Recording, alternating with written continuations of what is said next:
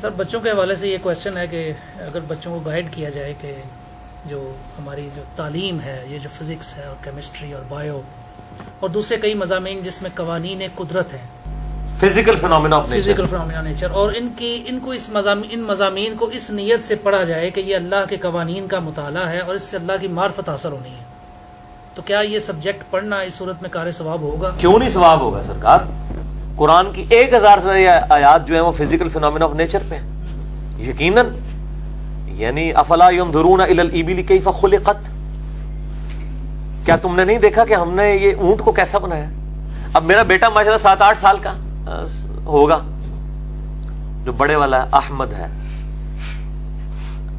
تو مجھے کہتا ہے بابا آپ کو پتا ہے اونٹ کس طرح کا جانور ہے؟ اونٹ جیسا کوئی جانور نہیں ہے. میں نے کہا اچھا.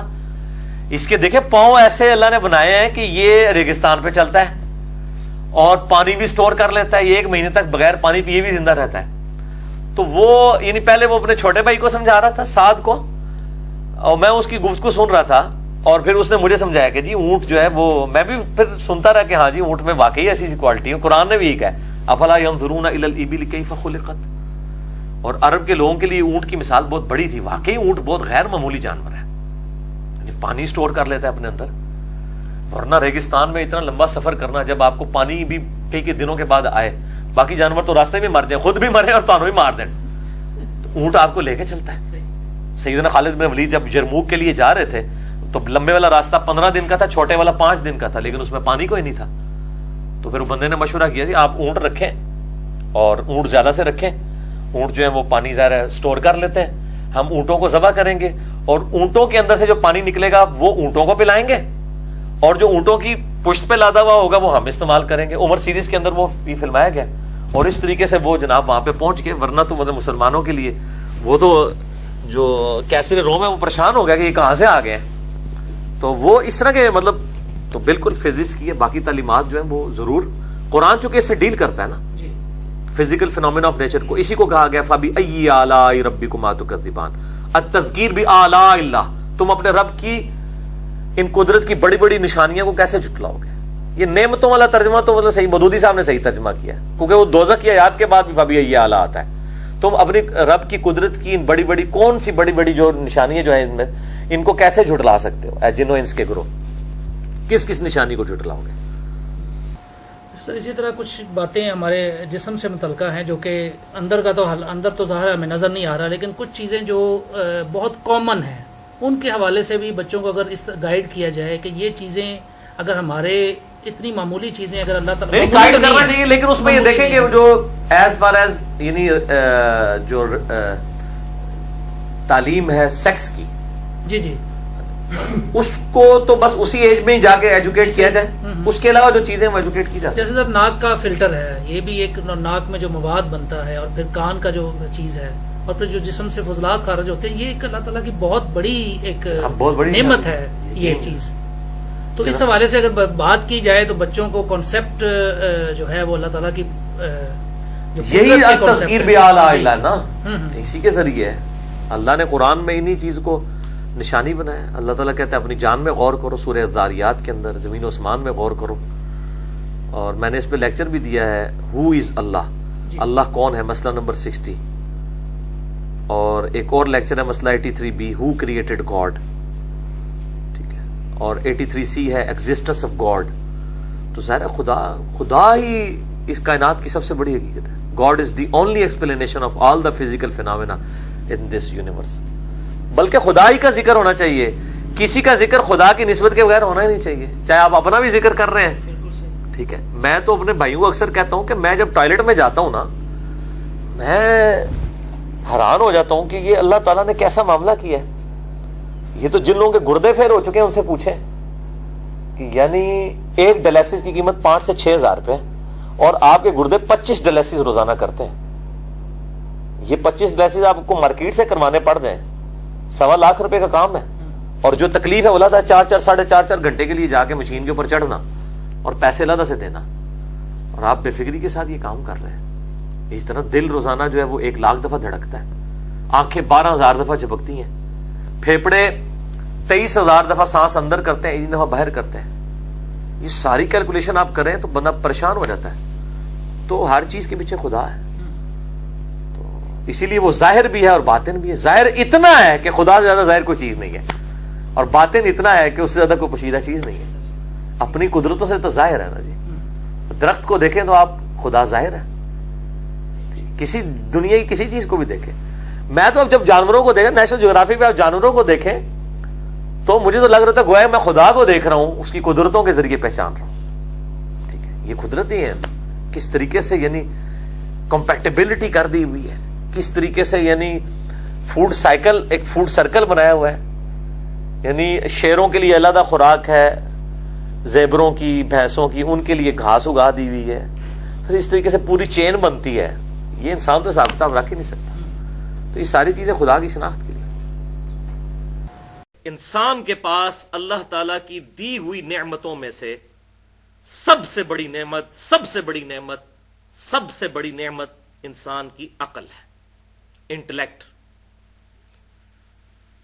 اور میں نے پہلے بھی کئی دفعہ بتایا کہ اب جدید میڈیکل سائنس اس بات کی تصدیق کر چکی ہے کہ دماغ بھی سوچتا ہے اور دل بھی سوچتا ہے, لہذا دونوں چیزوں کو آپ ملا کر عقل کہہ لیں. حتیٰ کہ سب سے بڑا حق یعنی اللہ اور اس کے رسولوں پر ایمان لانا عز وجل و علیہم الصلاۃ والسلام, یہ بھی اسی عقل کی بدولت ممکن ہے. اسی لیے اللہ تعالیٰ نے تورات اور انجیل کے اندر یعنی اولڈ ٹیسٹیمنٹ اور نیو ٹیسٹیمنٹ میں بھی, اور اس فائنل ٹیسٹیمنٹ یعنی قرآن حکیم کے اندر بھی وہی 10 کمانڈمنٹس ارشاد فرمائی ہیں جو تورات اور انجیل کے اندر موجود تھیں. اور قرآنک ورژن ان کا سورہ بنی اسرائیل کی آیت نمبر 22 سے لے کر 39 تک ہے, 17 آیات میں. اور اس میں جو 9th کمانڈ آئی ہے سورہ بنی اسرائیل آیت نمبر 36, بسم اللہ الرحمن الرحیم, وَلَا تَقْفُ مَا لَيْسَ لَكَ بِهِ عِلْمٌ إِنَّ السَّمْعَ وَالْبَصَرَ وَالْفُؤَادَ كُلُّ أُولَٰئِكَ كَانَ عَنْهُ مسئولا. اے انسان, کسی چیز کی پیروی اس وقت تک مت کر جب تک کہ تجھے اس چیز کے بارے میں ڈیفینیٹ علم حاصل نہ ہو جائے. بے شک کان, آنکھیں اور عقل, اپروپریٹ ٹرانسلیشن فواد کی ہے عقل. فعید کہتے ہیں عربی میں بھجیا کو, فائدے والی چیز کو, ایکسٹریکٹ کی گئی چیز. ان 3 اعضاء کے بارے میں تجھ سے پوچھا جائے گا کہ تو نے ان 3 اعضاء کو استعمال کر کے حق بات حاصل کرنے کی کوشش کیوں نہیں کی. اسی طریقے سے سورہ الزمر کی آیت نمبر 9 کے اندر اللہ تعالیٰ نے ارشاد فرمایا, بسم اللہ الرحمن الرحیم, قل هل يستوي الذين يعلمون والذين لا يعلمون انما يتذكر اولو الالباب. اے محبوب صلی اللہ علیہ وسلم فرما دیجئے کہ علم والے اور بغیر علم والے برابر نہیں ہو سکتے, اور نصیحت تو قبول نہیں کرتے مگر عقل والے, اولو الالباب.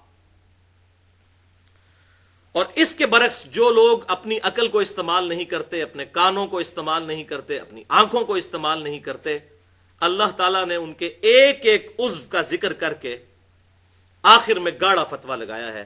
جو لوگ کان استعمال نہیں کرتے, آنکھیں استعمال نہیں کرتے, عقل استعمال نہیں کرتے, سورۃ الاعراف کی آیت نمبر 179 میں اللہ تعالیٰ نے ان پر گاڑا فتویٰ لگایا, اولئک کالانعام بل ہم اضل. یہ لوگ تو جانوروں کی مانند ہیں مگر بلکہ اس سے بھی بڑھ کر, اولئک کالانعام بل ہم اضل, یہ لوگ جانوروں کی مانند ہیں بلکہ اس سے بھی بڑھ کر. والعیاذ باللہ. تو بھائیو, قرآن حکیم نے توہمات کو ریجیکٹ کر کے ڈیفینیٹ علم کے اوپر عقائد اور نظریات رکھنے کی ترغیب دلائی. حتیٰ کہ اس کا کلائمیکس ہے سورۃ الملک کی آیت نمبر 10, وَقَالُوا لَوْ كُنَّا نَسْمَعُ أَوْ نَعْقِلُ مَا كُنَّا فِي أَصْحَابِ السَّعِيرِ. دوزخی جب دوزخ میں پہنچیں گے تو کہیں گے کاش ہم نے دنیا میں عقل استعمال کی ہوتی اور کانوں سے بات غور سے سن لی ہوتی تو آج ہم دوزخ میں نہ ہوتے. اور اس پر اللہ تعالیٰ کا ڈیوائن اوپینین آئے گا, فَاعْتَرَفُوا بِذَنبِهِمْ فَسُحْقًا لِأَصْحَابِ السَّعِيرِ. انہوں نے اپنے اصلی جرم کا اعتراف کر لیا, پس پھٹکار ہو ان اصحاب السعیر کے اوپر, دوزخ والوں کے اوپر. اب جرم ماننے کا فائدہ کوئی نہیں. اور بھائیوں، رسولوں کا مقدمہ ہی اسی بات پر قائم ہے کہ انسان نے اپنی عقل کو، اپنے کانوں کو، اپنی آنکھوں کو استعمال کر کے خود گمراہی سے بچ کر حق کا راستہ اختیار کرنا ہے. سورہ الدہر میں اللہ تعالیٰ نے ارشاد فرمایا انا ہدیناہ السبیل اما شاکرا و اما کفورا. ہم نے تو ہدایت کا راستہ واضح کر دیا ہے، چاہو تو اسے اختیار کر لو، چاہو تو انکار کر دو. یہ من چلے کا سودا ہے، لیکن انجام پھر مختلف ہوگا. انکار کرنے والوں کا انجام پھر اللہ کا غضب، اور ماننے والوں کا انجام جو ہے وہ اللہ تعالیٰ کی رحمت کا مقام جنت. تو اللہ تعالیٰ نے انسان کو یہ جو آزاد دیے، ان کی وجہ سے اکاؤنٹیبل ٹھہرا لیا ہے کہ انسان نے خود ہدایت کا راستہ اختیار کرنا ہے، نہ کہ ڈیسٹنی کا بہانہ بنانا ہے کہ میری تقدیر میں یہ لکھا تھا، میری قسمت میں یہ لکھا تھا. اگر اس طرح کی یہ تمام معاملات جو اللہ تعالیٰ نے حکمیہ ہمیں ارشاد فرمائے ہیں انہیں تقدیر پر چھوڑ دیا جائے، پھر تو رسولوں کا مقدمہ ہی ختم ہو جائے گا. رسولوں کا دنیا میں آنے کا مقصد ہی یہی ہے کہ ہمیں اس بات پہ جھنجھوڑیں کہ ہم اپنی عقل کو، اپنی آنکھوں کو، کانوں کو استعمال کریں. ادروائز اگر اللہ تعالیٰ نے زبردستی کسی کی ڈیسٹنی میں دوزخ یا جنت لکھی ہوئی ہے، پھر تو رسولوں کی ضرورت ہی کوئی نہیں، کتابوں کی بھی ضرورت کوئی نہیں ہے. تو ان کتابوں کا مقدمہ اور رسولوں کا مقدمہ اسی بات پر قائم ہے کہ ہم نے اپنا انٹلیکٹ استعمال کرنا ہے. علمی پوائنٹ نمبر 2، بھائیو، قرآن حکیم صرف 2 علوم کو مانتا ہے.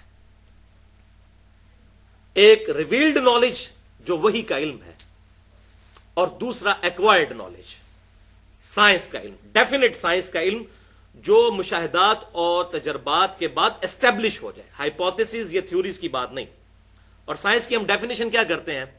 The knowledge obtained through observations and experiments is known as science.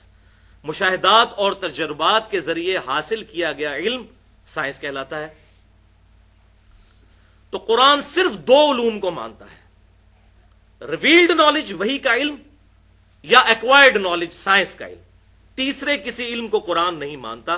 اس میں میں نے تقریباً 35 منٹ کی گفتگو کی ہے، مسئلہ نمبر 39 کے نام سے اہل سنت پاک.com پر، علم وحی اور علم سائنس کی اہمیت اور ان کا دائرہ کار.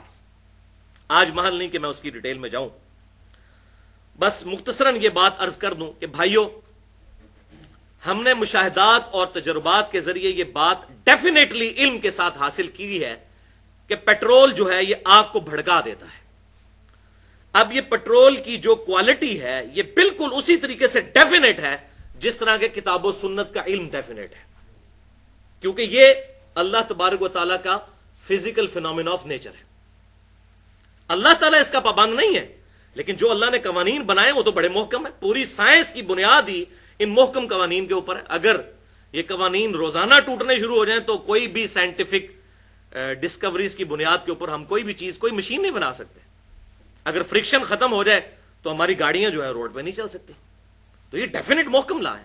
آگ ایک ہی دفعہ ٹھنڈی ہوئی ہے ابراہیم علیہ السلام کے لیے، روزانہ تو نہیں ٹھنڈی ہوتی. اور سمندر بھی ایک دفعہ ہی پھٹا ہے موسیٰ علیہ السلام کے لیے، روزانہ تو پھٹتا ہی نہیں ہے، ورنہ تو یہ سارے کے سارے معاملات چل نہیں سکتے. تو یہ اللہ تعالیٰ کے بڑے مضبوط اور محکم قوانین ہیں، اور اتنے محکم قوانین ہیں کہ اللہ تبارک و تعالیٰ کے پیغمبر سیدنا ابراہیم علیہ السلام نے اس کافر بادشاہ کے دربار میں اللہ تعالیٰ کی وحدانیت کی جو دلیل پیش کی تھی سورۃ البقرہ کی آیت نمبر 258 میں، وہ ایک فزیکل فینومینا آف نیچر تھا کہ میرا رب وہ ہے جو مشرق سے سورج کو نکالتا ہے. اگر تو رب ہونے کا دعویٰ کرتا ہے تو مغرب سے نکال کے بتا. یہ ڈیفینیٹ لا ہے، فزیکل فینومینا آف نیچر. اللہ تعالیٰ اس کا پابند نہیں، لیکن اس نے قانون تو بنایا. تو اس پر وہ کافر خاموش ہو گیا. میرا رب وہ ہے جو مشرق سے سورج نکالتا ہے. یہ ود رسپیکٹ ٹو زمین ہے. بعض کفار اس کے اوپر بھی اعتراض کرتے ہیں جی سورج تو نکلتا ہی کوئی نہیں ہے. تو ود رسپیکٹ ٹو زمین، تو بھائیوں یہی کفار جب اپنی اخبار کے اوپر روزانہ ٹائمنگ دیتے ہیں تو کیا دیتے ہیں؟ سن رائز اور سن سیٹ.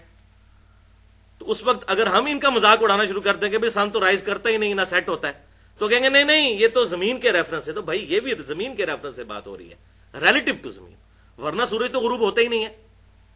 وہ تو زمین کی جو گردش ہے اس کی وجہ سے سارے معاملات چلتے ہیں. وہ مسئلہ نمبر 60 جو ہے ہو از اللہ، ان میں نے ڈیٹیل سے بتایا اس لیکچر کے اندر. بہرحال جو ایسی بات ہو جس پہ دونوں علوم متفق ہو جائیں، ریویلڈ نالج بھی اور ایکوائرڈ نالج بھی، تو وہ نورن علی نور ہے. اس کے برعکس جو شے ریویلڈ نالج سے بھی ثابت نہ ہو اور ایکوائرڈ نالج سے بھی ثابت نہ ہو تو قرآن اس کو حق نہیں مانتا، اسلام اس کو حق نہیں مانتا. مثال کے طور پر ہمارے پڑوسی ملک کے اندر تقریباً 90 کروڑ ہندوؤں کا یہ عقیدہ ہے کہ زلزلہ اس لیے آتا ہے کہ ایک گائے ہے، اس نے ایک سینگ کے اوپر زمین کو اٹھا رکھا ہے، جب وہ تھک جاتی ہے تو دوسرے سینگ پہ اٹھاتی ہے، تو بس اسی کے ہلنے کی وجہ سے زلزلہ آتا ہے. اب اس کی دلیل نہ تو ریویلڈ نالج میں موجود ہے اور نہ ایکوائرڈ نالج میں. ہاں، ہمیں ایکوائرڈ نالج میں جیولوجی کی فیلڈ کے لوگ جیولوجسٹ بتاتے ہیں کہ ٹیکٹونک پلیٹس کے ڈسٹربنس کی وجہ سے زلزلے آتے ہیں. اچھا، اب ان پلیٹس کو ڈسٹرب کون کرتا ہے؟ اس کا جواب پھر سائنس نہیں دے گی، اس کا جواب ریویلڈ نالج سے ہوگا کہ ساری کی ساری چیزیں ایک supreme being, super natural agency یا سپریم اتھارٹی نے کنٹرول کی ہوئی ہے، ٹائنیسٹ ڈیٹیل تک. وہ تو بس فزیکل فینومینا آف نیچر کو صرف ڈسکور کرتے ہیں کہ ایسا ہوتا ہے اس وجہ سے.